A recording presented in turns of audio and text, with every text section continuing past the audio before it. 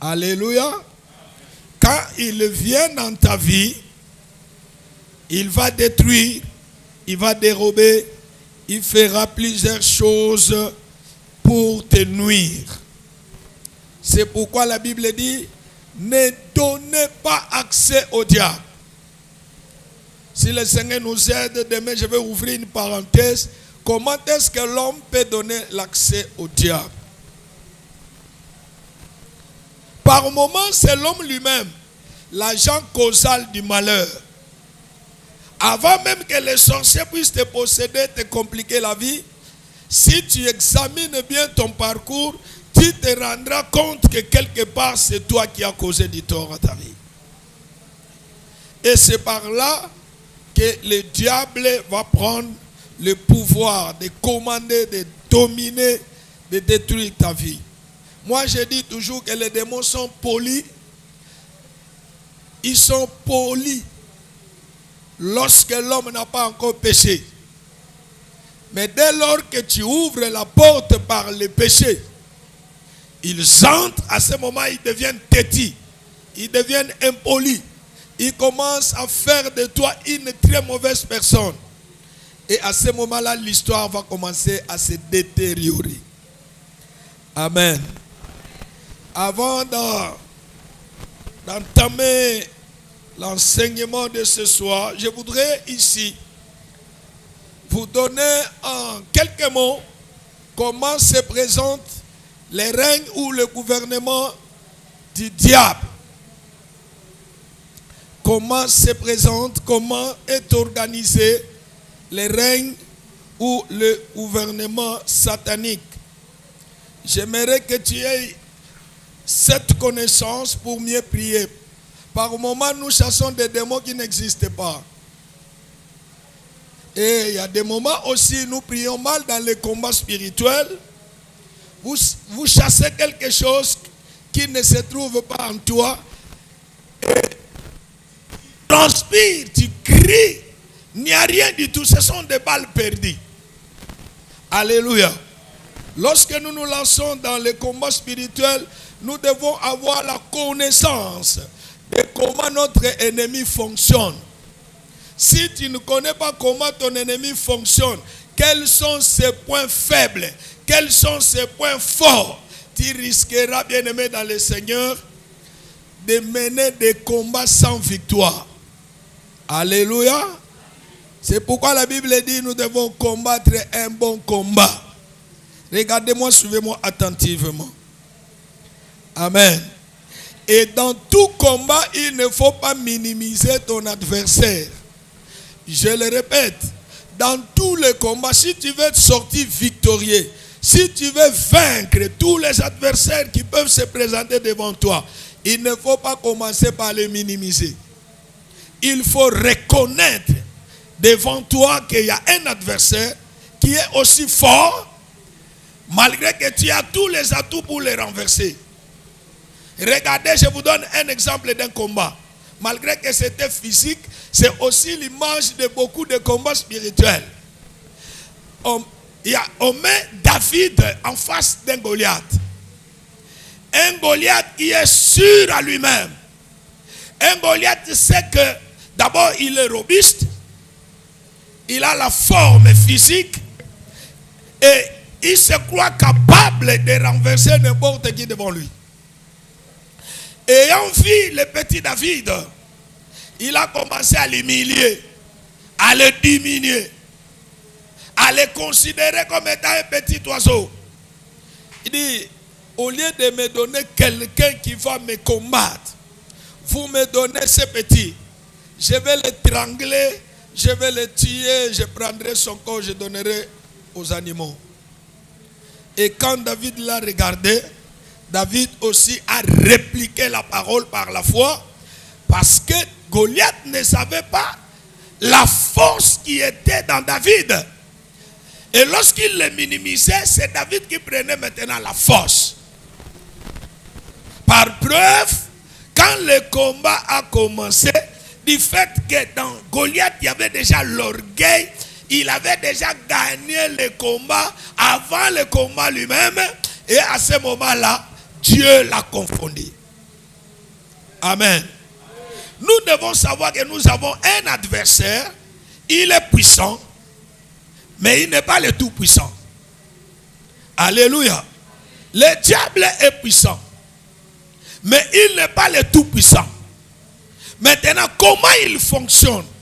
Pour que pendant que tu seras dans des prières de combat, tu sauras comment lancer les missiles et où les lancer pour renverser le diable. Amen. Le règne ou le gouvernement du diable a 7 degrés pour les gens qui écrivent. Les 7 degrés du diable ou les 7 degrés diaboliques. Le premier degré, c'est le degré qu'on appelle Belzéboul. Quelqu'un peut dire Belzéboul. Le second degré, ce sont les dominations. Tu peux dire domination. Le troisième degré, ce sont les autorités. Quelqu'un peut dire autorité. Le quatrième degré, ce sont les princes du monde des ténèbres. Tu peux dire prince du monde des ténèbres. Le cinquième degré, ce sont les esprits méchants. Quelqu'un dit esprit méchant. Sixième degré, c'est l'occultisme. Tu peux dire l'occultisme. Septième degré, c'est la sorcellerie.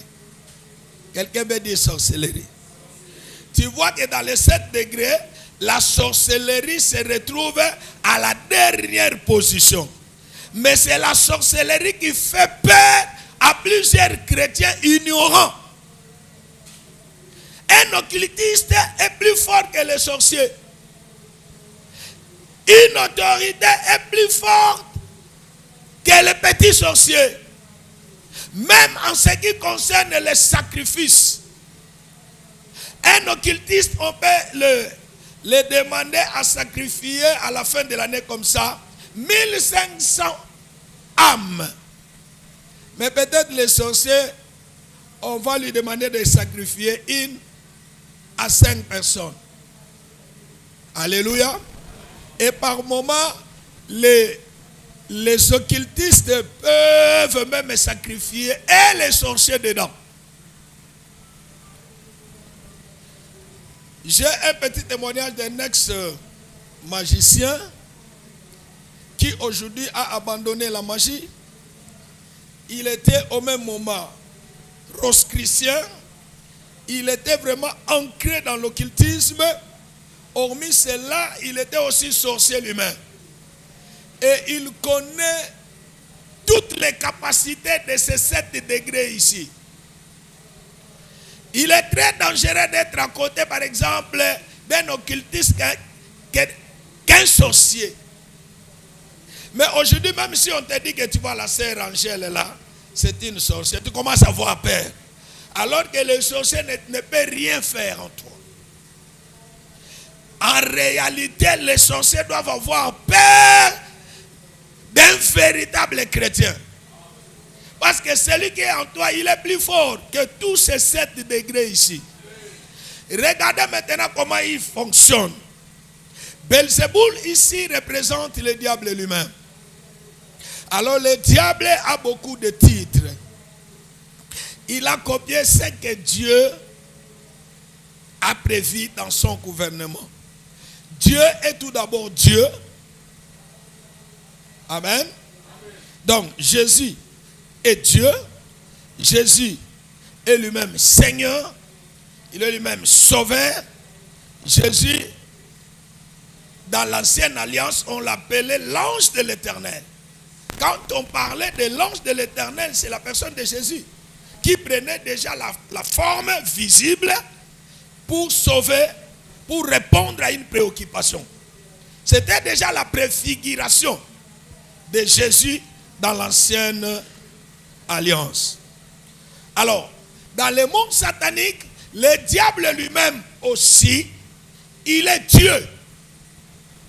Ici, je voudrais ouvrir une parenthèse pour tirer l'oreille de quelqu'un. Ce n'est pas tout celui qui parle de Dieu qu'il est en train de parler du Dieu créateur.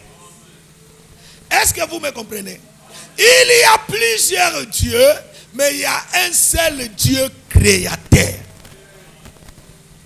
Alors nous adorons les créateurs. Mais il y a des petits dieux créatures qui ont aussi l'influence dans le monde satanique.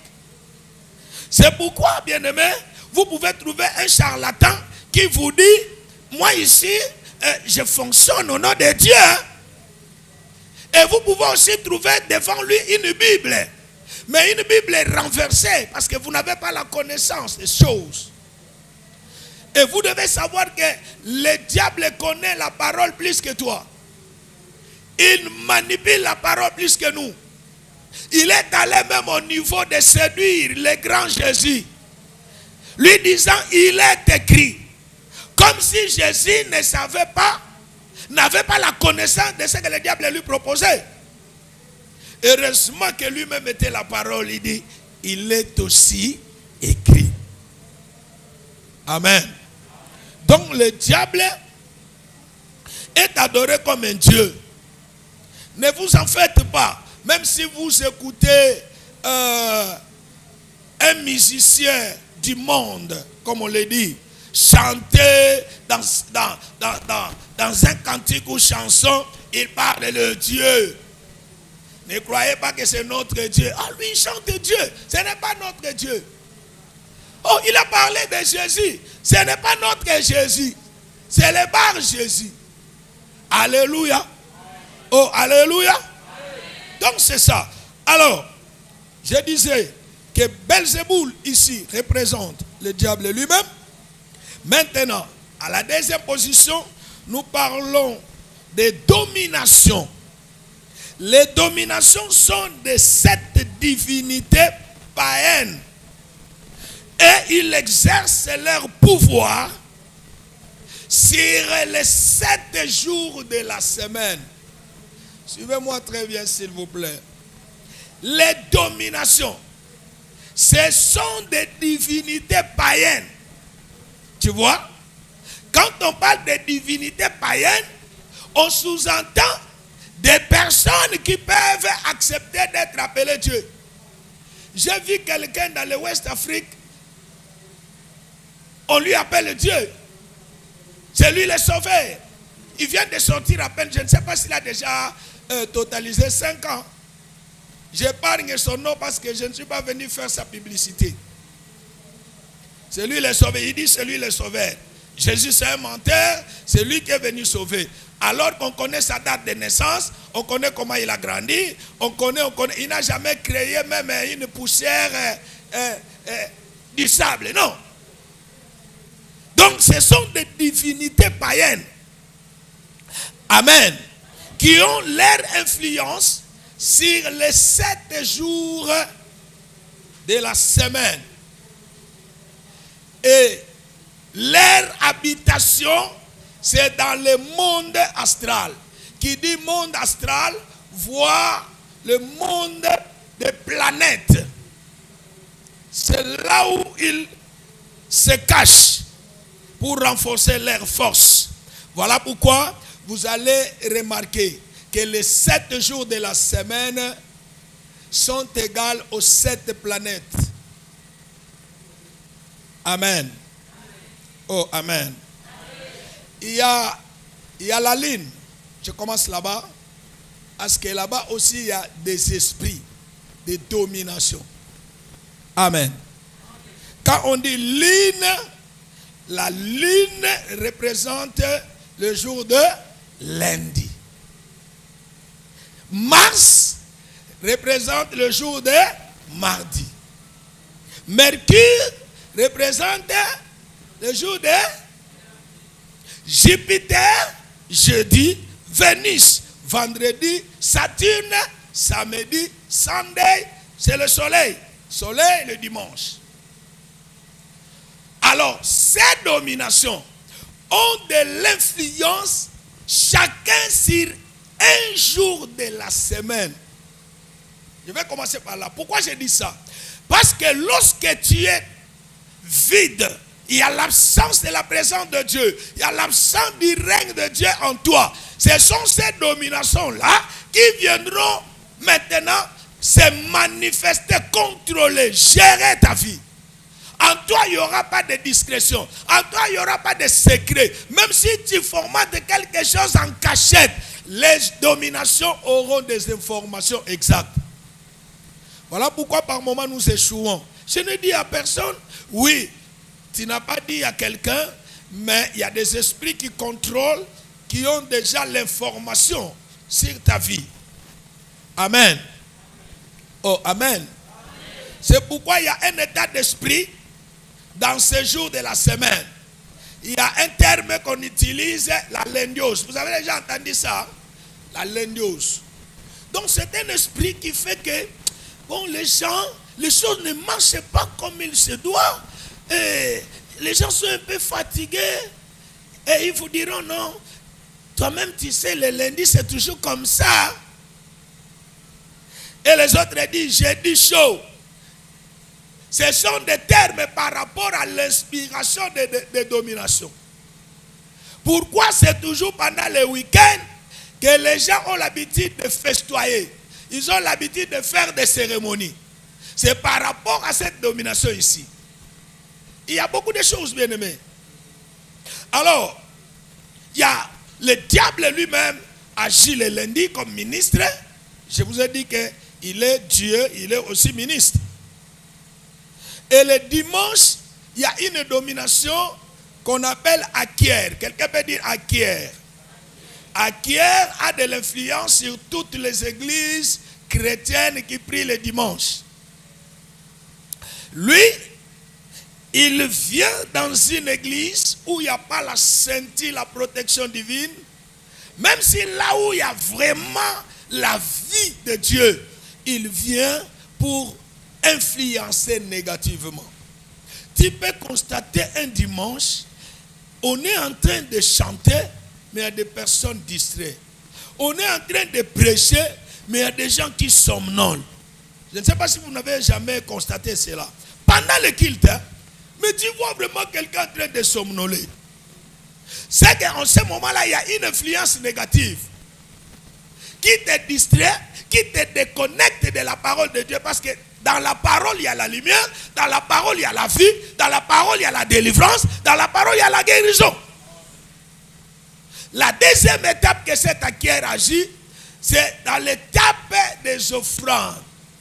C'est presque dans beaucoup des églises, le moment des offrandes ressemble à un moment de deuil. C'est comme si on a reçu une mauvaise nouvelle. Quand on dit, bon, nous allons offrir à Dieu, même la personne qui disait beaucoup des amens, il commence à chercher par terre comme s'il a fait tomber quelque chose. Or, en réalité, c'est le moment de l'offrande qui lui fait des démangeaisons. Tu n'as jamais constaté ça?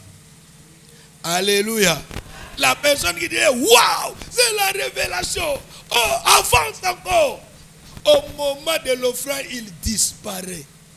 Ça, c'est Acquiert qui impose son autorité parce qu'il sait que c'est le moment où les enfants de Dieu doivent captiver la bénédiction de Dieu et ressortir avec. Alléluia. Quand papa dit, allez et revenez ici avec des témoignages, c'est par rapport à la bénédiction que vous recevez ici, par la parole, par la prière et par les offrandes. Quand vous ressortez, automatiquement vous devez rencontrer des bénédictions. Est-ce que je parle à quelqu'un ici? C'est très important. C'est très important. Donc, c'est comme ça que le monde ou le degré satanique fonctionne. Alors, je donne un conseil avant de passer à tout un chacun de nous de prier avant de dormir, de prier avant de sortir. Pourquoi? La nuit, avant qu'il ne soit 0 heure 1 minute, avant que ta journée commence, quand tu te lèves dans la prière, tu prends l'autorité sur cet esprit, par exemple, qui a l'autorité, qui a l'influence négative sur les lundis. Toi déjà le dimanche à 0 heure, tu es debout. Tu prends l'autorité sur ta journée. Tu imposes certaines choses dans la prière. Parce que lorsque nous nous levons pour prier, c'est à ce moment-là que nous avons l'autorité, soit de lier, soit de délier. On ne lit pas par déclaration. On ne délie pas par déclaration ou par récitation. Ce sont des erreurs que les enfants de Dieu font. Tu rêves quelque chose, un cauchemar, une mauvaise vision, tu te réveilles, au lieu de prier, écoute ce que les chrétiens d'aujourd'hui font. Ce qui est révélé est condamné. Tu dors. Tu n'as rien fait. Tu n'as rien fait. Je viens décourager quelqu'un qui a l'habitude de faire ça. On ne peut condamner que par la prière. On peut délier que par la prière. Est-ce que vous me comprenez? C'est très important. C'est très important. Alors, quand tu te lèves en ce moment-là, tu te mets debout, tu commences à marcher. Prophétiquement parlant, quand tu pries, tu marches, tu es en train de marcher sur certaines autorités diaboliques. Parce que la nuit, c'est une autre dispensation où l'ennemi est en train de fonctionner à tous égards. Si tu dors, c'est l'ennemi qui prend l'ascendance, la domination, qui influence la maison. Pourquoi les voleurs ont l'habitude de venir voler la nuit?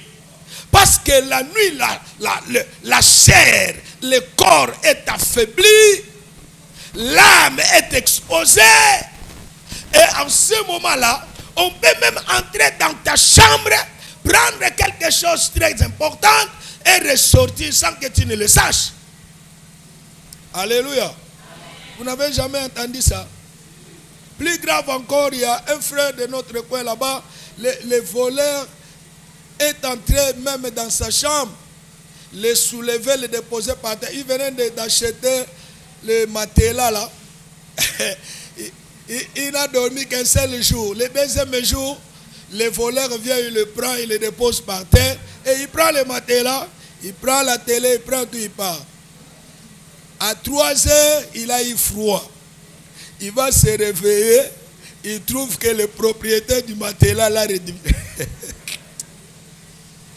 Alléluia. Alléluia. C'est pourquoi même Dieu, pour nous parler, parce que charnellement ou physiquement, Dieu peut te parler, mais tu n'es pas sensible. C'est comme ça que Job nous dit, il nous parle lorsque nous sommes plongés dans un profond sommeil. C'est à ce moment-là le corps n'agit pas, mais l'âme peut saisir des messages. Quand tu rêves, ce n'est pas le corps. Quand tu rêves, ce n'est pas la chair. Quand tu rêves, c'est ton âme. C'est pourquoi il faut que ce soit des bons rêves. Si ce sont des mauvais rêves, le diable est en train de te menacer déjà, de chercher à te détruire par ton âme. Parce que c'est l'âme qui est chère dans l'homme. Alléluia. Quand un homme meurt, on dit il a perdu quoi? L'âme. Donc Aaron, c'est l'âme. Celui qui rêve en train de manger dans un restaurant, je ne sais d'où, c'est l'âme. Celui qui est en train de coucher avec la femme ou mari détruit, c'est l'âme. Celui qui est dans des plages en train de manger des poissons, c'est l'âme. Plus tu vois ça, plus l'âme devient faible. Et la Bible dit, l'âme qui pêche, c'est l'âme qui mourra. Si ton âme meurt, tu seras vivant. Voilà. C'est pourquoi, bien-aimés dans le Seigneur, ayons l'habitude d'entamer la journée par la prière et de la clôturer par la prière. Quand tu entames une journée par la prière, tu prends l'autorité sur la journée. Tu es capable à ce moment-là d'arrêter les accidents. Surtout dans des périodes comme ça. Je suis en train de donner un enseignement chez nous. Comment détruire les acheteurs et les vendeurs des armes. C'est pendant ce moment où il y a des coopérations nocturnes. Ton oncle quitte le village. Il vient jusque là où tu te trouves. Même si tu as caché l'adresse dans la télépathie, ils savent là où tu es. Ils viennent là-bas, ils atterrissent, ils cherchent à côté de toi qui est le véritable sorcier proche de toi. Ils négocient Comment pouvons-nous faire pour avoir Pierrot? On donne des conditions, on fait des alliances. Le matin, en sortant devant la porte, tu glisses. Et quand tu glisses, c'est le commencement. Ah, j'ai mal. Ah, tu essayes de sortir, ça te complique. Et enfin, ça devient très compliqué. Et peut-être ça peut t'amener la mort. Alléluia. Voilà pourquoi un bon enfant de Dieu doit prier avant de dormir. Il doit prier lorsque Dieu lui fait grâce de se réveiller le matin. À ce moment-là, il bénit le Seigneur et il recommande le parcours de la journée entre les mains de Dieu. Écoutez-moi, quand tu seras capable de prier chaque nuit, Dieu te rendra aussi capable d'avoir des visions de la vie. Dieu te rendra capable de l'écouter. Dieu te rendra capable de dominer sur tes ennemis. Tu le verras comme ça. Quand tu pries la nuit, le matin, Dieu te montrera, tu vois, c'est lui. C'est l'autre. Il te montrera. Tu auras maintenant la vision claire.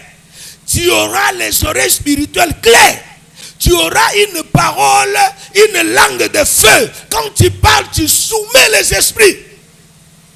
Alléluia. Il y a des personnes dans les sociétés ici, hein, quand ils parlent, le chef écoute, hein, il n'a pas de domination, il n'a pas de fétiche, il a l'autorité divine. Alléluia. Donc c'est très important, bien-aimé. Alors, lorsque nous constatons l'absence du règne de Dieu dans une famille, quelle sera la conséquence? C'est à ce moment-là le diable va déployer les autorités, les esprits méchants pour contrôler toute la famille. Dans les passages que nous venons de lire, il est écrit comment nous pouvons entrer dans la maison d'un homme fort. L'homme fort. Dans chaque famille ici, il y a des hommes forts, placés stratégiquement par le diable. Il y a des hommes ou des femmes fortes, placés par le monde des ténèbres. Ils sont là pour gérer les affaires spirituelles diaboliques. Leur ennemi, c'est les chrétiens. Et les véritables chrétiens. Maintenant, comme tu es là, surtout dans la famille où tu constates que tout le monde ne prie pas vraiment, ils sont dans des églises traditionnelles. Il n'y a que toi qui amènes le feu dans l'église. Fais attention parce que tu seras la cible de tous les combats spirituels. Ils peuvent se liguer tous contre toi. Alors il faut être sérieux avec ton Dieu. Lorsque tu seras sérieux, tu deviendras maintenant l'autorité ou l'homme fort spirituellement dans ta famille. La Bible dit qu'à l'absence de Dieu dans une famille, il y a maintenant un homme fort. Notamment, c'est un grand sorcier. Il peut être un chef coutumier. Il peut être un grand sorcier, le chef du village ou chef de la famille. Il vient là-bas parce que c'est lui le grand homme. C'est lui qui a l'autorité diabolique. C'est lui qui est l'homme fort. Qu'est-ce qu'il fait? Il vient maintenant avec ce que nous appelons les lois. Les lois établies. Amen. Donc, dans une famille où Dieu ne gouverne pas, les hommes forts, les femmes fortes viennent maintenant imposer leurs lois. Il fait la loi. Je vous donne quelques types de lois établies.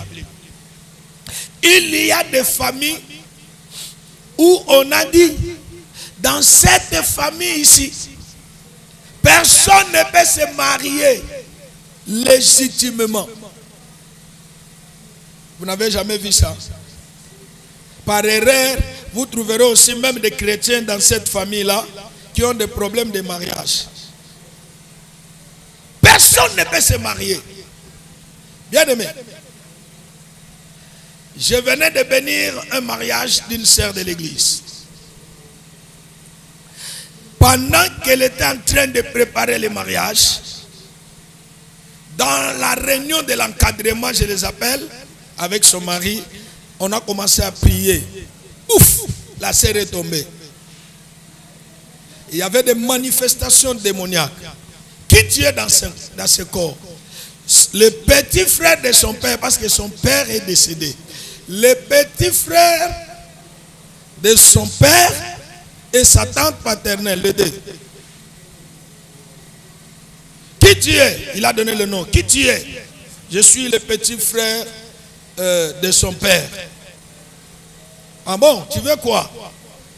Il dit, d'abord, depuis les ancêtres, on ne se marie pas dans ma famille. Cette fille est têtue. Comme elle vient ici, c'est toi. Toi aussi, tu commences à l'entêter. Tu veux briser nos lois. C'est pourquoi nous allons la tuer. Est-ce que vous me suivez? Dans l'entretemps, balai déjà $2500, il y a d'autres. Dans l'entretemps, le monsieur qui devait épouser leur fille a tout donné. Il n'avait aucune dette. Même pas une aiguille, même pas l'épingle, il a tout donné. Il n'a même pas discuté la facture. Et les ayants droit, ce sont ces deux personnes-là, la tante paternelle et le petit frère de son père, l'oncle paternel. Il dit, il va mourir. Moi je dis jamais. Parce que vous avez bouffé l'argent, vous avez pris les biens. Il a la dette? Non. Vous risquez de mourir avant le mariage. Bien aimé dans le Seigneur. Ce monsieur-là me dit, tu ne me connais pas. Moi, je suis l'homme fort de la famille. Oh, je lève ma main sous l'onction de l'homme de Dieu Richard. S'il y a encore jusqu'à présent un homme qui se dit fort dans ta famille, que le Seigneur Dieu Tout-Puissant le confonde, qu'il tombe, qu'il disparaisse. Je n'entends pas ton amen. Bien aimé, la Bible dit, vous ne laisserez pas les méchants vivre. Ne laissez pas les méchants continuer à dominer. Ne laissez pas les méchants vous prendre dans ces pièges. Même vous qui parlez en langue. Même vous qui prophétisez. Même vous qui voyez des visions. Un petit sorcier de la 7e, du 7e degré te manipule. Non. Non. Parfois ça me fait honte de voir quelqu'un qui a fait 10 ans avec Dieu tomber là-bas, mari de nuit, qui tu es, mari de nuit. Parfois ça me fait très mal. En réalité, les gens qui devaient subir de telles choses, ce sont de nouveaux venus. Hein? Quand ils viennent avec leurs esprits, ils viennent ici, ils ont la délivrance. Mais quand un chrétien tombe à répétition, cela veut dire que lui-même est faible. Il n'est pas efficace en chrétienté. Il n'est pas efficace en vie de prière. Il n'est pas efficace dans sa marche. C'est à ce moment-là, vous serez malmené par les démons. Alléluia. On a prié, j'ai chassé les deux personnes. 2 jours avant le mariage, la sœur a connu un grand accident. Heureusement, elle a eu un choc là, passager, dans sa jambe gauche. On l'a amenée à l'hôpital. Elle boitait un peu. J'ai dit, malgré cela, tu viendras toujours en boitant. Mais je vais bénir le mariage pour montrer au diable qu'il n'est pas fort. Alléluia. Les gens ne comprenaient pas. Écoutez, ces jours-là, ces deux personnes ne sont pas venues à l'église. Ils ne sont pas venus. Parce que la loi a été brisée. J'ai pris le Seigneur de te donner la force de briser toutes les lois de la famille de ton père, de la famille de ta mère. Je n'entends pas ton amen. Dis, Seigneur Jésus, donne-moi la force de renverser les lois qui ont été établies dans la famille de mon père, dans la famille de ma mère, dans les quartiers où je réside, au nom de Jésus. Ça se fera ainsi au nom de Jésus. Je déclare l'année 2025 une année de récupération, une année d'autorité, une année de domination. Maintenant, c'est toi qui vas dominer dans ta famille. Même le plus grand sorcier aura peur de toi. Si tu me crois, tu dis Amen plus fort. Bien-aimés, ils ne sont pas venus à l'église. Arrivés même à la salle de fête, la femme est venue, la tante paternelle, l'homme n'est pas venu. Mais la femme, la tante là est venue que pour créer l'incident. Il a commencé à discuter avec la belle famille. Il a commencé à insulter. Il y a eu un des autres. Et pendant que j'entrais, j'ai dit donnez-moi le micro. J'ai pris le micro dans la salle. J'ai arrêté les bruits. J'ai appelé la tante. Devant tout le monde. Il dit, tu me connais? Il dit, c'est toi le pasteur de tel? Oui, c'est moi. Tu m'as déjà vu, hein? Tu m'as déjà vu. Alors je te demande publiquement d'arrêter les bruits. Sinon Dieu va te frapper. Va t'asseoir. Les gens ont acclamé. Il est allé là-bas, il a commencé à pleurer et par après, elle a disparu. La fête a continué. Est-ce que la fête de ton mariage a besoin de tout le monde? Alléluia. Je prie l'Éternel.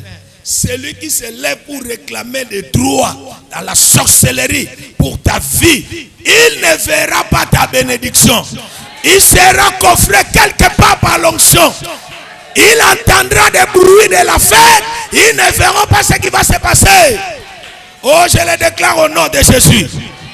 Dis, malgré que je suis né dans une famille de chefs coutumiers, de sorciers, je reconnais que dans ma famille, il y a la sorcellerie, il y a les sorciers, il y a les hommes forts, il y a les femmes fortes. Mais je connais aussi qu'en moi, il y a un homme qui est plus fort que les hommes de ma famille. Il y a un homme qui est le plus fort que les femmes de ma famille. Cet homme-là, c'est le vainqueur de Golgotha. Cet homme-là, tous chez nous fléchissent devant son nom. Au nom de celui qui se lèvera après ta prière tombera sous ton pouvoir. Au nom de lorsqu'il y a l'absence du règne de Dieu, c'est à ce moment-là que les princes du monde des ténèbres commencent à dominer. Il y a des familles bien-aimées. Vous avez des lois qui vous réclament. Je parlais du mariage. Il y a des gens qui ont la chance de se marier. Tu vois, la sœur se marie, mais après 2 ans, tu vas les retrouver chez elle. Mais tu ne peux pas imaginer que une telle beauté, on peut la rejeter. Alléluia. Inconcevable. Tu regardes la fille, elle est très jolie. Elle a vraiment toutes les qualités que l'homme doit accepter une femme dans le mariage. Mais tu la vois après 2 ans tournoyer dans les quartiers. Et ce sont des jeunes gens du quartier qui commencent à rejouer avec elle. Oh, petite, naine. Mais tu as été honoré. Si vous lui posez la question de savoir qu'est-ce qui s'est passé, il te dira, même moi-même, vraiment je ne comprends pas ce qui est arrivé. Ce sont des lois. Ce sont des lois. On peut te faire plaisir de te marier, mais quelque temps après, il y a un réclamateur qui va se lever pour dire, où est Marie-Josée? Ah, oncle, tu ne sais pas que Marie-Josée s'est déjà mariée. Comment? Parce que par moment, ils sont aveuglés. Comment? Vous l'avez laissé comment? Et là, les esprits te poursuivent pour te réclamer. Qu'est-ce que tu peux constater? La première des choses, ton comportement sera influencé négativement. Tu deviens impoli, têtu vis-à-vis de ton mari. Même quand tu reviens en toi-même, tu ne comprends pas comment j'ai changé de comportement. Mais tu n'arrives pas à abandonner. Quand il revient du travail, il te pose la question, tu t'enflammes. Et cet esprit se lève qu'au moment où tu es en face de ton mari. Quand tu es seul dans ta douche, quand tu es seul dans ta chambre, vraiment tu as une bonne tête. Tu dis, quand John Mali va retourner, je vais lui demander pardon. Vraiment, je ne comprends pas. Il faut que je lui demande pardon. Dès lors qu'il rentre, c'est la discussion qui commence. Chez moi à l'église, il y a une sœur qui a été réclamée comme ça. À 3 reprises, elle se fâche pour rien. Une moindre discussion. Elle se fâche, elle plie les bagages, elle va chez elle. 1 mois, 2 mois, le mari va s'y plier, elle revient. La seconde fois, elle part encore. La 3e fois, le mari m'appelle pour me dire, papa, trop, c'est trop. Cette fois ici, elle va rester là-bas pour de bon. Je demande pardon, ne venez pas me conscientiser. Cette fois-ci, je ne veux plus accepter qu'elle retourne chez moi. Alors, j'appelle la sœur. Je dis, dis-moi un peu. Pendant, il y a déjà 3 tours de repli chez vous. Qu'est-ce que tu as constaté dans le comportement de ton mec? Qu'est-ce que tu as vu? C'est un mauvais temps. Il dit, il est quand même bien, mais il me gronde trop. Moi, j'aime pas quelqu'un qui me gronde. Ah bon? Je lui dis, il y a des femmes, au-delà d'être grondées, on les tabasse. Ils sont rossés même au niveau, ils se blessent. Même si vous prenez ces bagages, vous jetez dehors. Vous les trouverez même à 2 heures. Elle est couchée là-bas au véranda. Donc toi, tu es plus belle que ces femmes-là qui sont cimentées, collées, bétonnées. Ah, ok. Maintenant, cette fois-ci, reste un peu chez vous. Alléluia. J'ai compris que dans sa famille, l'unique fille qui est dans le mariage où il y a la vie, c'est elle. Alors les démons, les géants ne peuvent pas accepter que tu demeures dans ton mariage. D'abord, c'est une loi que tu as violée, que tu as brisée. Alors on te voit en train de bien vivre. On fera tout pour te réclamer. Alléluia. C'est comme ça que vous verrez même un homme, il quitte le boulot, au lieu de passer directement chez lui, il passe d'abord chez la maman. Il se lave là-bas chez eux, il mange là-bas, et il viendra te dire, chérie, donne la nourriture aux enfants. Moi, j'ai mangé chez maman. Tu sais, notre maman Loboko, quand il vous prépare, j'ai mangé là-bas. Je connais un homme comme ça, même le salaire, il allait cacher chez sa maman. Donc, il sort, il va au boulot, il dit à sa femme, va chez maman, qu'il te donne $10 pour aujourd'hui. Et la femme qui va chez la maman, pour demander l'argent du marché, la maman la gronde. Toi, tu es venu dans la maison de mon fils que pour manger. Regarde comment tu as grossi. Tu fais souffrir mon enfant. Il ne m'achète même plus les vêtements. Ce n'est que toi, ce n'est que toi. Au lieu de $10, je te donne $5. D'ailleurs, tu n'es pas venu pour prendre, manger que des poulets chez... Alors la femme commence à pleurer. Ce sont des personnes réclamées.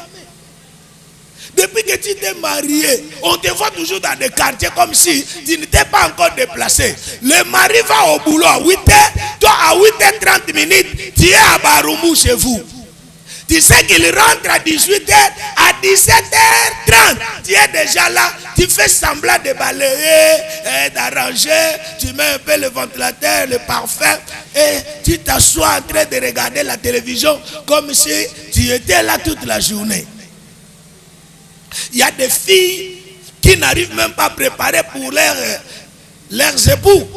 Il va préparer chez elle là-bas. Il ramène la nourriture comme s'il allait visiter quelqu'un à l'hôpital. Tu n'es pas encore libre. Il y a des esprits de la famille qui te réclament. Et si tu continues comme ça, ce mariage arrivera à se disloquer. Je parle à quelqu'un. Est-ce que je parle à quelqu'un ici? Ce sont des réclamations. Lorsqu'il n'y a pas le règne de Dieu, ce sont des hommes forts, des femmes fortes qui vont vous influencer dans le mal. Amen. Oh, amen. Là où il y a la loi établie sur le mariage, je vais me limiter sur le mariage ce soir. Là où il y a une loi, parce qu'il y a un règne qui impose une loi sur le mariage, parce que partout où il y a des règnes, il y a des constitutions, il y a des lois. Même Dieu a établi des lois qui nous régissent aujourd'hui. Alors, là où il y a la loi sur le mariage, dans d'autres familles, vous verrez, celui qui se marie, homme ou femme, il aura des problèmes pour avoir des enfants. Mais ceux-là qui sont dans la prostitution, dans l'épidicité, dans la débauche, ils ont des enfants, même s'ils se cognent seulement en cours de chemin. Il y a la grossesse, facilement comme ça. Et vous trouvez que des petites sœurs prostituées, ils sont en train d'avorter à répétition. Mais toi, tu demandes même un mort que je mette seulement au monde, même un enfant mal formé. Ça n'arrive pas. Parce que c'est une loi. Alléluia. Oh, alléluia. Il y a des familles bien-aimées. Parce qu'il y a la loi liée au mariage. Si tu te maries à cet homme, c'est le début du problème. Si tu te maries à cette fille, le problème commence là-bas. J'ai parrainé un couple qui m'a troublé la tête. Le jour du mariage, on était là avant d'entrer dans la salle pour la cérémonie. Il y a la sœur du mari. Lui aussi est allé louer le voile. Elle a porté comme si c'était elle qui s'est mariée. Bien aimé, il y a des choses en Afrique. Hein? Alors nous, on entrait avec son frère et sa femme. Elle aussi là-bas. Elle entrait. Alors il y avait la confusion dans la salle. On ne sait pas qui est marié. Il y a des femmes mariées ou comment? Alors, on a géré la situation. C'était difficile. On l'a géré. Après la cérémonie, les disputes ont commencé. Jusqu'à ce que les deux familles se sont battues dans la salle. J'ai pris le couple. Nous sommes allés nous réfugier chez moi. Et le matin, ils sont partis chez eux. Quelques minutes après, ce sont des deux familles qui viennent avec des scénarios de combat. La bataille jusqu'au point que même les cadeaux ont été piétinés, brisés. Et c'était le début du problème. Bien aimé, ce couple-là, c'est presque chaque jour que j'allais là-bas pour les calmer ou les conseiller. Tout ne marchait plus.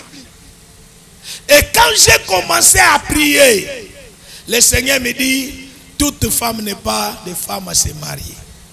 Tout homme n'est pas l'homme à se marier. Quand tu te maries à une mauvaise personne, il est dans la prison. Automatiquement, toi aussi, tu le rejoins dans sa prison. Vous devenez, vous deux, des prisonniers.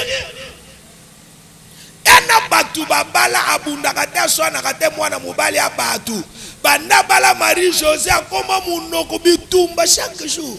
Parce que tu as rejoint Marie-José dans sa prison. Alléluia. Oh, alléluia. Ce sont des réclamations, bien-aimés dans le Seigneur. Au lieu de te marier, tu es belle, tu es beau, au lieu de te marier, non. Maintenant, les dominations, qu'est-ce qu'ils font? Ils t'amènent maintenant dans le marché des femmes de nuit et maris de nuit. J'ai rencontré un couple qui quitte. La femme vient me dire, ils ont fait 3 ans avec l'homme, ils ne mettaient pas au monde. Maintenant, la femme, après avoir écouté la parole, il vient me dire, Il dit, papa, permettez-moi de vous dire ça. Il dit, papa, depuis que je m'étais marié avec cet homme, je ne sens rien. Même au lit, permettez-moi, je ne sens rien. Pose-moi la question, quoi? Moi, j'ai dit, quoi? Il dit, mais quand je vois la nuit, un homme qui vient me faire l'amour, quel sentiment j'ai? J'ai envie de rester dans ce monde-là. Je vous dis devant l'église. Est-ce que vous comprenez? Donc, même quand la femme voyait son homme là robuste, un homme bien bâti, parlant un bon français, l'homme qui avait tous les atouts, il avait les moyens, il avait aussi la force du lit. Mais la femme dit en tout cas, ce qu'il fait là, d'ailleurs moi je ne suis pas là-bas. Et par conséquent, ils ont fait 3 ans sans enfant. Je lui ai introduit dans une prière, une série de jeûnes et prières de 3 jours. Le 3e jour, on passe à la délivrance. 1. Le premier géant que je trouve là-bas, l'homme qui l'a volé la virginité. C'est un grand commerçant mais féticheur. Il dit, tu veux venir libérer cette fille dans ma maison? Je lui ai demandé en mariage, il a refusé, il a dit, je suis vieux. Mais quand même, il a bouffé mon argent. C'est pourquoi sur le plan spirituel, c'est ma femme. Elle ne sortira jamais. Voilà pourquoi je la prends chaque nuit. C'est chaque nuit que la fille ici rêve qu'elle est en train de coucher avec un homme qu'il ne connaît pas. Bien aimé, quand tu as des visions ou des rêves à répétition, vois ton pasteur. Cherche l'interprétation. Pourquoi ça se répète? Parce qu'il y a un danger qui est en train de te guetter. Si tu négliges de telles choses, tu peux mourir sans maladie. Est-ce que je parle à quelqu'un ici? Je menace ce papa-là. Il dit, pasteur, tu me menaces combien? Tu sais combien il a bouffé? Tu sais ce que j'ai fait de lui? On dit, malgré cela, Jésus est mort pour lui. J'ai chassé ce papa-là dans son corps. La deuxième personne géante, c'est son propre père qui se lève. Il dit, celui-là, Azayuma, il est parti. Mais moi, tu ne sauras pas parce que c'est mon sang. Alléluia. Il y a un sang qui te réclame. Il faut faire très attention. Si tu pries, sois sérieux. Il dit, celui-ci c'est mon sang. Tu sais quoi? J'ai tué sa mère pour que je la prenne. C'est mon sang, c'est ma femme. D'ailleurs, nous avons avec elle 8 enfants. Regarde-toi, pasteur. Tu vas séparer les gens qui ont 8 enfants. Quel sera le sort de ces 8 enfants? Il y a des gens que vous voyez là. Tu la vois seule. Mais elle a la responsabilité, elle a la charge de 12 enfants. J'ai fait la délivrance d'une sœur. Le mari de Dieu dit, nous avons 14 enfants, pasteur. Laisse-moi avec ma femme. Elle a 14 enfants.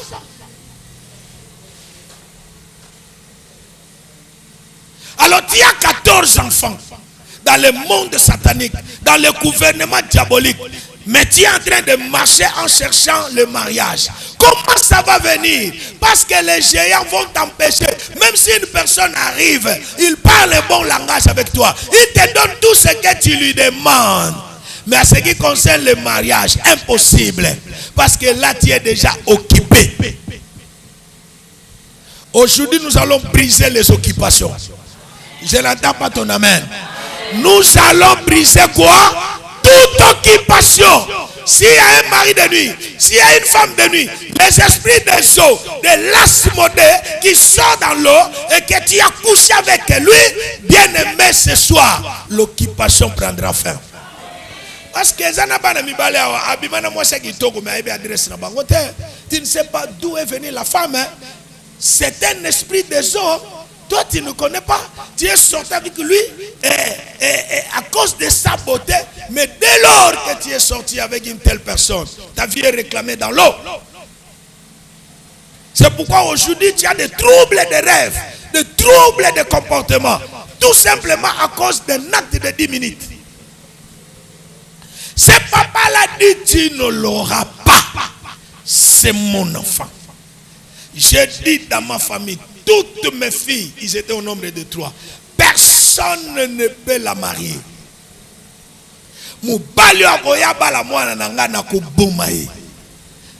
L'autre sœur de la fille ici, elle a eu le premier fiancé qui a prédoté. Quand il a voyagé, il est allé faire d'accident, il est mort. Il a eu encore un autre fiancé qui avait... Parce que les filles sont très jolies, tu ne vas pas résister. Il y a des beautés qui peuvent faire tomber même les anges. Un autre homme est arrivé, il a envié. Qu'est-ce qu'on fait chez vous? Oh non, il faut commencer par la prédote. Il a prédoté, il a donné. Il dit bon, je dois venir dans 3 mois pour donner la facture et puis je prends ma femme. Il a fait 1 mois. On l'a trouvé au lit. C'était déjà parti. Qui l'a tué? Personne. La loi de la famille. Et ça, la famille, il y a aussi des familles qui ont vu une bébé. Parce que tu es entré là où il y a des lois établies.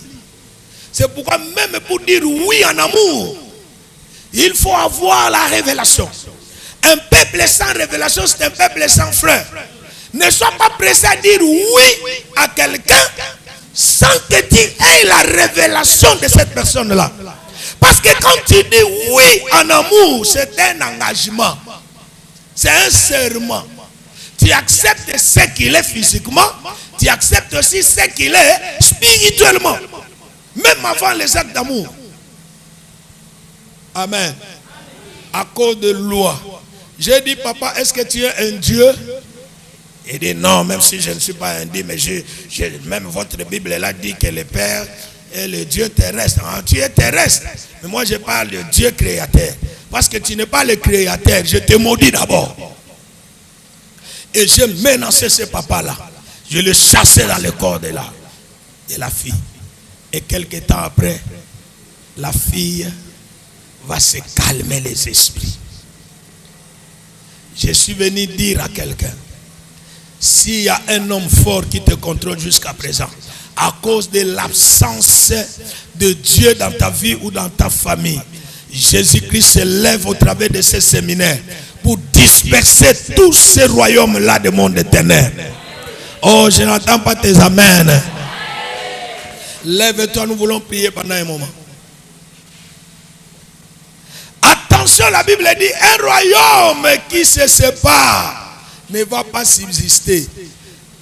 Dans ta famille, n'accepte pas de division, de séparation.